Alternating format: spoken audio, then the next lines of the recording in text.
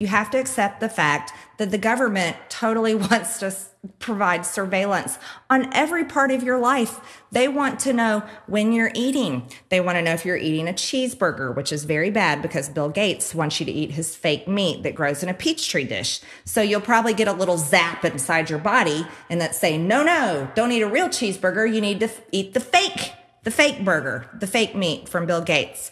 They probably also want to know when you go to the bathroom and if your bowel movements are on time or consistent. I mean, what else do these people want to know?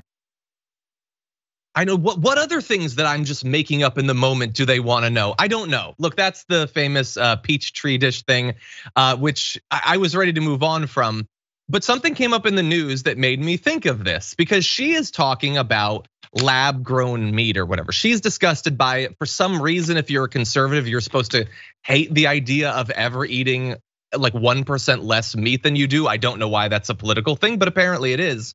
So I want to talk about fake meat because she's doing what a lot of them will do, which is to imply that artificial meat or fake meat is inherently gross. And I've never really understood that because I've seen real meat and it can be pretty gross. Did you see this headline? 15,000 pounds of delicious hot dog fillers spill in highway crash. That's just the headline. Do you want to see what that looks like in progress? It ain't that delicious looking hot dog. Oh my God, I'm having a hot dog today. Anyway, it looks like this. That is what 15,000 pounds of hot dog filler. Now, if you're thinking that's gross, no, you're wrong because that's real meat. Fake meat is gross. That's the real deal. So don't you dare be disgusted by that authentic, delicious meat there spilling out of those bags onto the highway. 7.5 tons of pink slime. That's the stuff that goes into hot dogs, regrettably. Oozed onto a Pennsylvania highway earlier this month when a speeding semi-truck driver lost control and ran off the road. 15,000 pounds.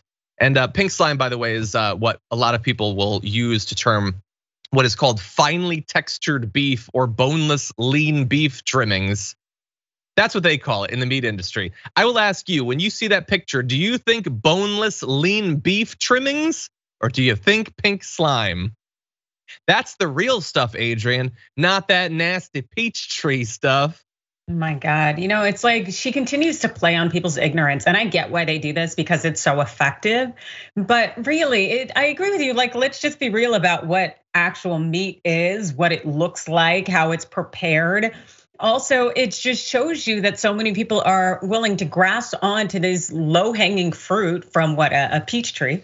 But they're willing to grasp onto this as a reason of why that they are against so many movements that are helpful for our society as a whole and for our world globally. And this is part of the problem, keeping people ignorant, but this is what they love to do. Yeah, they do. And they've just, it's like the Disney thing. It's just, they all, I guess, they were told that it's a political thing. Like the Dems want to stop you from eating meat, so you need to just eat ever more meat. Why? What, like, would your life suck if you ate 20% less meat? No, you'd be perfectly fine. And some of these substitutes are absolutely delicious, but don't consider them because it's a political thing for some reason. I've never understood it. I get that like growing meat or whatever, and that's not even what it is, might seem weird, but why is it grosser than actual dead meat? Why, like I saw the third season of Stranger Things. Why is that naturally less gross than a Morningstar chicken nugget? I don't understand it. And in terms of like people like chicken nuggets. That's what they make chicken nuggets and hot dogs out of. But at this point, why? What are you clinging to at this point with your lean beef trimmings? Like, have you had a McDonald's nugget? How is that meat at this point? Meanwhile, I've had Impossible chicken nuggets recently that are one of the most delicious things on the face of this earth. They're unnatural, they're weird and fake. They were made in a peach tree dish, but they're delicious.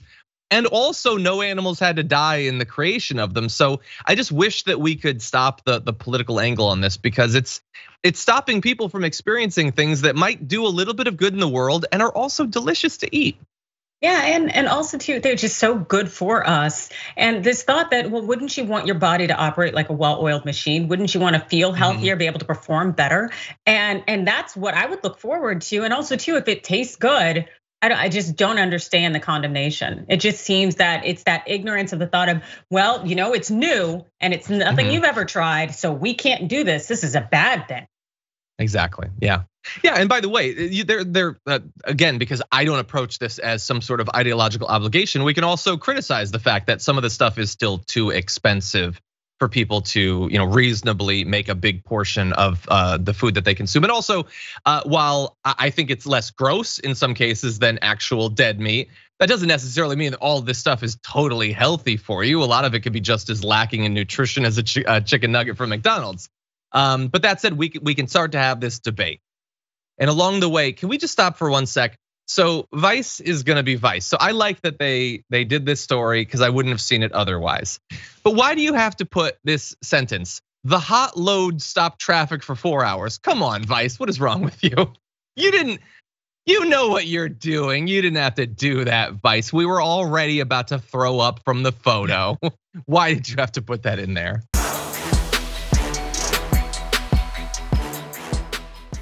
Check out the Damage Report podcast each day, wherever you get your podcasts, whether Pocket Casts or Stitcher or iTunes. You can join me as I give you the news and stories you want, with a range of co-hosts and interview guests jumping in on the fun each day. Again, that's the Damage Report, wherever you get your podcasts. And if you get them at iTunes, don't forget to rate and review. Sometimes I'll read them live on the show.